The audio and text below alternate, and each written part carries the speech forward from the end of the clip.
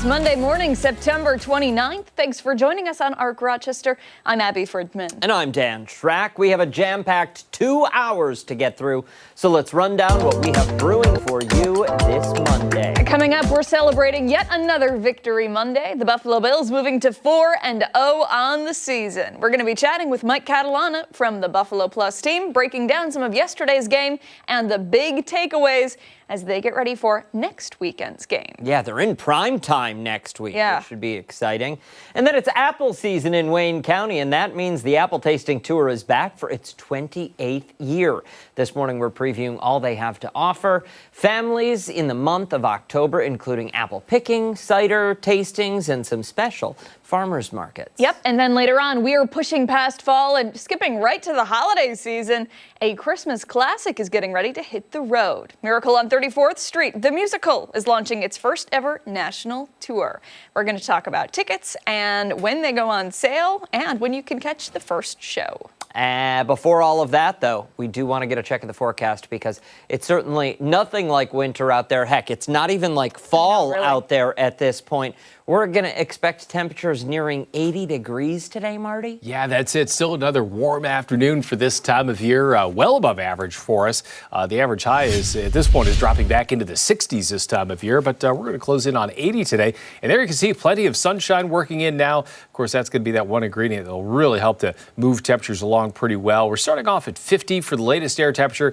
We were seeing readings in the 40s. Now we're starting to see those numbers respond to some of that sunshine a little bit. So again, looks like some really nice weather is in store for us. We're seeing a lot of places begin to rise back into the 50s. Notice Rush still holding at 43, a little cooler there as often is the case, but we're going to see temperatures increase well from here on out. 75 at noon, probably somewhere in the upper 70s to maybe even close to 80 for a few places today. And then longer term, we do see temperatures pull back a little bit, actually by a fair amount by tomorrow, but still, even after we lose 8 degrees between today and tomorrow, still that's coming in a little bit above average for this time of year. A little cooler for Wednesday and Thursday, maybe a couple days in the 60s for highs then. And as we head from Friday to Saturday to Sunday, back into the 70s for highs. But notice all those days, risk of rain either zero or extremely low. Really not much going on as far as precipitation goes. So some very quiet weather with quite a bit of sunshine for many of these upcoming days, guys. Quiet weather with sunshine. Yeah. Yes. All the sunshine icons are just, it boosts your mood. It really does. It really does. Yeah. It's looking nice. All right. Thank you, sir. Okay. All right, let's go off the top and start with some things that have piqued our interest. I'll start this morning. My husband has a rule when it comes to Halloween decorations. I am not allowed to purchase the 6-foot Halloween skeleton decoration for our front lawn. I'm also not allowed to purchase the 10-foot skeleton nor the 12-foot skeleton for the front lawn. All of those measurements have been specifically mentioned because after being together for almost 10 years, he knows that if there's a way around the rule, I will find it. Now, could I find something in a different size? Yeah, absolutely, without a doubt. I have already looked. It's a respect thing, though, right? Not just for him, but for our neighbors, too. If I owned one of those skeletons, let's be real, I would never take it down. I would get them outfits for different holidays. I'd pose them in different scenarios and ultimately just have way too much fun with it. But I know that after a while, it would get old for everybody else, so I'll spare everyone and just keep my human-sized glitter skeleton in my dining room set up all year round. And in case you were wondering, she is wearing a Bills jersey right now. Go Bills. But a TV station in Boston asked the question, do Halloween decorations ever become so distracting and so ridiculous that they become technically illegal? The answer is yes, they can be. Typically, decorations are covered by the First Amendment, freedom of speech. But there are some exceptions when there are explicit threats or even violence or defamation of a person. Like if you were to have decorations, maybe suggesting violence towards a neighbor or somebody who is well known, that could be deemed as a threat. But one thing that people may not consider is the violation when it comes to noise. Those animatronic sound machines and spooky music are pretty common during this time of year. Now, some people only have it up for Halloween. Others, though, keep it up leading up to Halloween. I looked it up, the rules in my neighborhood. And according to the village code, quote, no person shall make, continue, or cause, or permit to be made or continued any excessive noise. That's all it said. It doesn't really go into any other details than that. But I guess that's up to your own decision, right? That being said, it can't hurt to check out the rules for your community and your neighborhood. Otherwise, you could wind up with a ticket. Ultimately, though, it does depend on where you live. If you're part of a gated community or a homeowners association, the rules are probably different. But the biggest piece of advice that police have is use your best judgment. Avoid things that are considered to be in poor taste or something so big that it could fall and hurt someone if it is not properly secured. Make sure it's not distracting where it could cause an accident or an injury. And they said, ultimately, just have some safe fun with it all. All of those skeletons firmly planted down. Was that one skeleton breaking out of the roof of a funeral home? Kind of looked like it, huh? It did. Yeah, creative. I think that might be in poor taste. Was it a funeral home? I think it was. Okay, if it was, then maybe that would be in poor taste. Yeah, maybe funny, but not in the best taste. Sure. Not but, in but great probably taste. not illegal. No. And listen, I think it's humorous that you had to remind people that, like, yeah, if they're threatening signs, if you're making threats toward people, then yeah. That's breaking the rules. That's really not nice. Yeah. I was surprised when I read that also.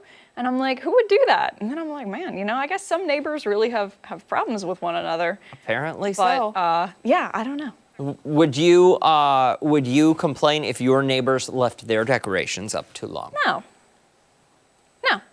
Would you be jealous if they left their Halloween decorations up too long? Of course I would be jealous, yes. When do the McLeans put their decorations up? They're up, baby. They're up, They're up. yes. I haven't gone to the farm to get the pumpkins. That's early, McLean. We put up all our Halloween stuff, our extra Halloween stuff, in our house this weekend. The extra stuff. Yeah, the stuff that doesn't stay up year round. Because, we have the real Halloween stuff, and then we just have our normal decorations, which some could interpret to be Halloween decorations. Haunted dolls, creepy babies, Well, black cats, I know. Size skeleton. The Full-size full-size skeleton. skeletons. She's glittery, though. a coffin, 2 coffins, actually. 2 coffins. All right, let's move along to mine. This morning, I want to tell you about a love story that you don't hear every day. This one's along California's 101. Lisa Catalano is 42. She's single, and she's taking a big swing at love. She rented a dozen digital billboards up and down the 101, all of them directing drivers to her website, marylisa.com. That's You see it amazing. right there. The billboards went up earlier this month, and they're really difficult to miss. They appear in between traffic updates and tech ads. Lisa is proudly telling thousands of drivers every day that she is looking for a husband. So what is she after? She's not shy about it. On her website, she spells it out. Non-negotiables like monogamy, no criminal record, and a non-violent personality. She's hoping for someone between the age of 35 and 45 who shares her religious and political views, lives a healthy lifestyle, and wants children sooner rather than later. She says she's tired of the dating apps, the algorithms, and endless swiping, and decided to put her money where her heart is. How much money, though? Well, the price tag hasn't been revealed, but renting a billboard in the Bay Area isn't going to be cheap. And remember, she's got a dozen of them. So I think she's got the money. Might be a sugar mama. Well, she Next. was writing in the bio that she had a convertible. She does have a convertible. Yep. Yeah. And she travels a lot. Yes. I didn't like the wording in that part of the bio, but yep. She does drive that convertible a lot. Sans the top. The first one, she's not the first one to try this, of course. We've seen billboards in Times Square in London and Las Vegas, but it's still rare enough that it gets people talking. And in the Bay Area, a place known for big ideas and big risks, maybe this feels right at home. And let's not ignore the context here. The Bay Area has one of the most competitive dating pools in the country. Tech cultures, long hours, and a lot of people looking for a lot of things to make finding a match pretty difficult. Lisa says this is her way of cutting through all that noise. So is it unique? Not entirely, but it sure is solid. And if nothing else, it's proof that some people still believe in the power of grand gestures. And let's be honest here, if a relationship can survive traffic on the 101, it can probably survive just about anything. Listen, good for her, man. Yeah, listen, more power to you. Honestly, I love the ambition. She really, I don't know what she does for a career, but marketing and advertising, I imagine would be excellent, because I'm reading it over and I'm like, she sounds awesome. I want to be friends with her. She owns a thrift store. Oh, okay. Yeah, where she sells vintage clothing. That's really cool. Yeah. I like that a lot. So she's going to be well-dressed all the time. Again, clearly she's got some scratch, because that's not cheap. That's not cheap. Yeah. Those billboards have been up for September 4th. Those billboards went up. Here we are on the 29th of September. Those billboards are still up. Yeah. For a dozen billboards. She paid some big bucks. Do men apply? Is that how it works? Yes. So you send your resume type deal? You go on and you send a message. Go onto the website. How many messages she's probably received. Well, how do you even filter? Submit someone if you're Oh yeah, you can submit somebody too. I forgot about that. Well, I mean, I don't know that you should be submitting people and not telling them. Dan, I submitted you! Did you? Something tells me it's never going to work. Especially since she wants children. We all know I don't, is what I mean. Stick around. We've got a lot more to come here on ARC Rochester, including when we come back. We are checking in with Chris. Well, listen, if she's got the money, though, I mean, concessions can be made. Lisa, call me. Oh my. Chris is live in Honeoye Falls learning more about the school district's Day of Caring. Don't forget, watch us on the go wherever you are. We're streaming live on the 13 Wham YouTube channel and foxrochester.com. We're I back could be a after kept this. man. You could be. You'd be a good one.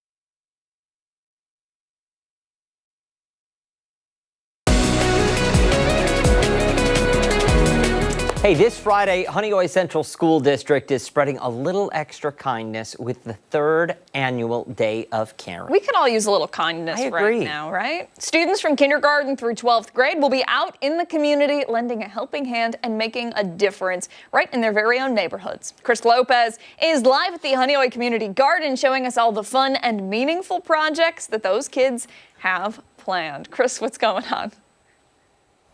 Hey, what's up, guys? We were at the fire department, which is across the street from here. Now we're here at the community garden, and all this morning we are seeing this Day of Caring through the lens of the beneficiaries, rather, from the Day of Caring. And I am here with two people that are representing this beautiful garden. This is Bill and this is Maureen.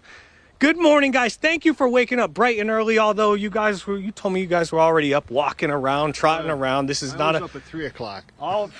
It's about the same time I woke up too. 5. Day of Caring on Friday. What are the kids going to be doing? This looks like the harvest is already gone. A lot of it is, but they're going to be helping finish the process up.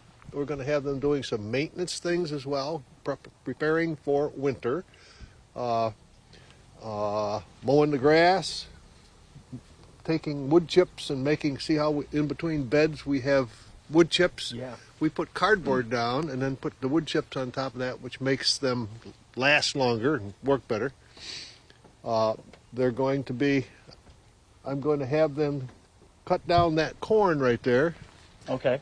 And make a nice Halloween corn thing on both sides of the gate and on both sides of the banner out front, so it's kind of decorated up for Halloween, and other chores like that. We may harvest some crops that look like they need to be harvested as well.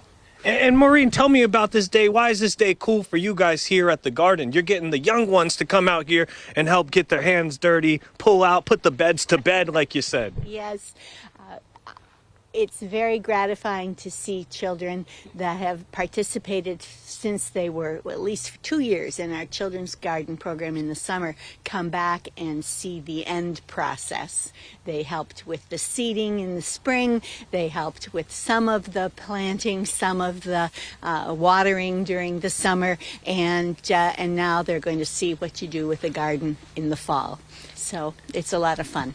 And what do you guys think of this day? Personally, having kids come out kindergarten through senior year, they're getting out here. Not a lot of kids garden, but they're going to be out here gardening on this day. Yep, this is the 3rd year we've done that, and it's fun. They have a good time, and we get some things done. I think maybe more gratifying than that is we're happy to give them the exposure to the garden and giving back in a kind of a natural way. And how long has this garden been about? Take me around here. We started it 4 years ago with a demonstration bed, and then each year it has grown by 6 to 10 beds a year. We're up to 26. That's number 26 right there. And you guys are looking to expand this even further out. Yeah, we have almost up to that pole to expand, and we're planning on doing that maybe next year. And for the town of Richmond, having the kids come out, what do you think this means for the town? Well, they get some pretty good PR as a result of that. And not only do they provide the land, but they provide the water. That water is supplied by them. And they maintain outside the garden, so it looks nice. So we're very happy that they're with us. And skills-wise, what do you think this is teaching them when they come out here to the garden? The kids? Yeah. That's her question. Maureen, what is this teaching them when they come out here? We teach kids why earth is important, how to take care of the soil, how to use compost, why some soil works good for vegetables and is fruitful, and why some is not. The soil and water conservation people from the county came and participated for a whole day with our kids, and that was a lot of fun. They got to see what makes soil healthy for growing anything, and also just generally conserving and another aspect of recycling and reusing things. We try to do that. We tried to use no plastic at all this year in our summer program with the kids. They learned to do dishes. And so this is really a learning opportunity as much as getting their hands dirty. This is a pretty cool event happening on Friday. We are going to be here probably in the garden also on Friday, showing the kids working in here out and about. I'm going to send it back to you in studio. We got one more hit. Guess what, guys? We're talking to the town supervisor, picking their brain as to, what does this do for the town? Morale-wise. Kids, you got to love it. I'm sending it back to you in studio. All right, Mr. Lopez, good stuff. Teaching them work ethic, Yeah, absolutely. I like it. All right, don't go anywhere. When our Rochester returns, it is time for some weather trivia. Mark McLean will join us on the other side of the break.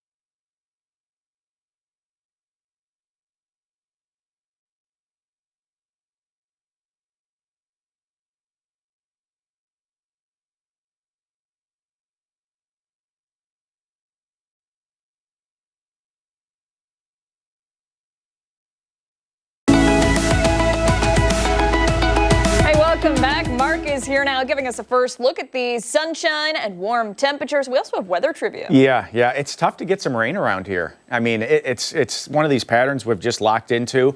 All these weather systems keep going around us, and yeah, it's been tough. We'll get back to that, but let's talk trivia today. Talking about kind of an interesting little all-time high temperature for two places. So read this.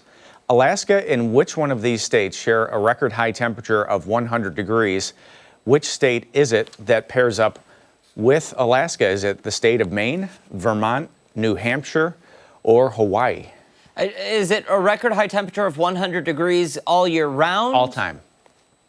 Okay, I think I know. All time. It makes you think, though, this one, right? Okay. Really, it does. Yeah. I mean, I think I know. Yeah. Oh, yeah. I feel like we've talked about a similar question before. Yeah. And it's tough to generate some of these questions sometimes. Like, I start thinking about it.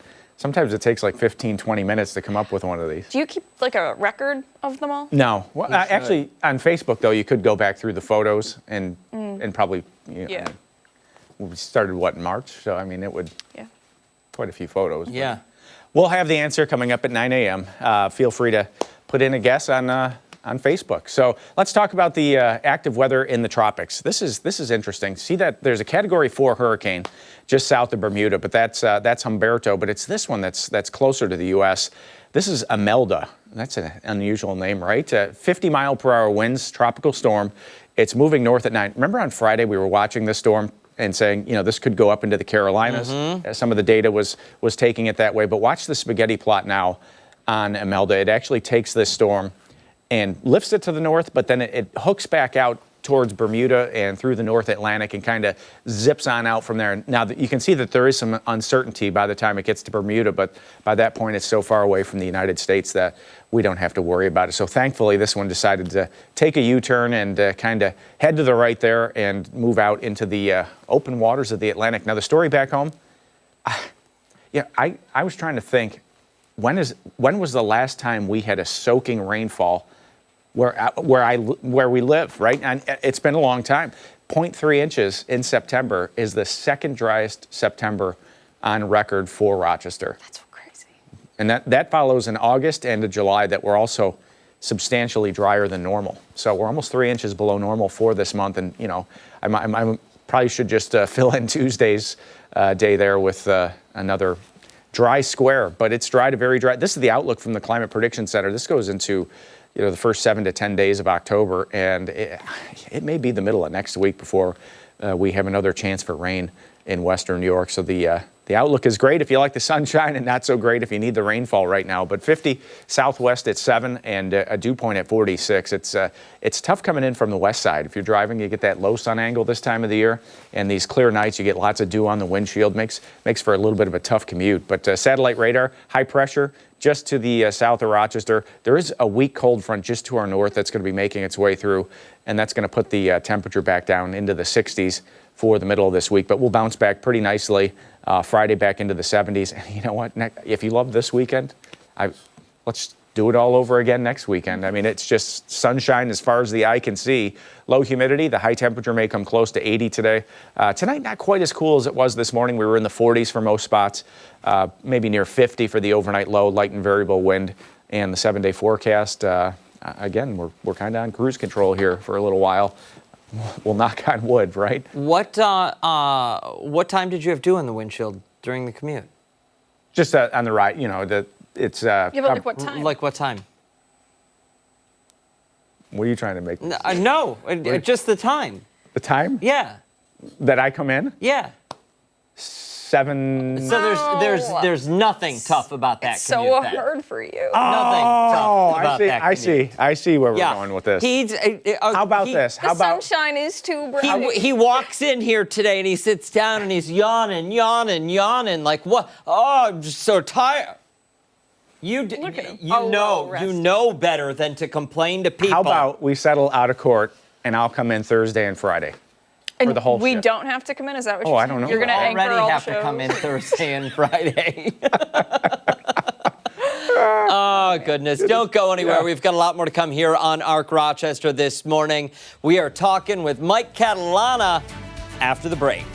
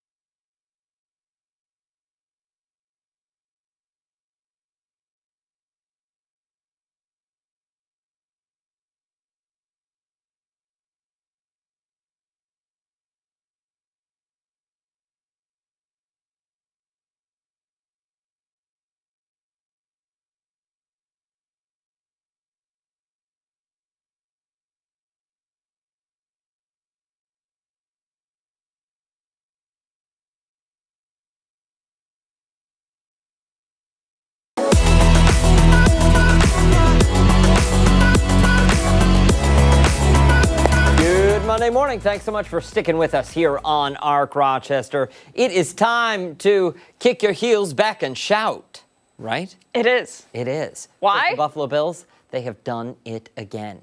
Moving on to 4-0 in the season after that 31-19 win over the Saints yesterday. Yeah, for more on yesterday's win and some of the big takeaways, we're joined now by Mike Catalana from the Buffalo Plus team. Mike, thanks for being here. We appreciate it.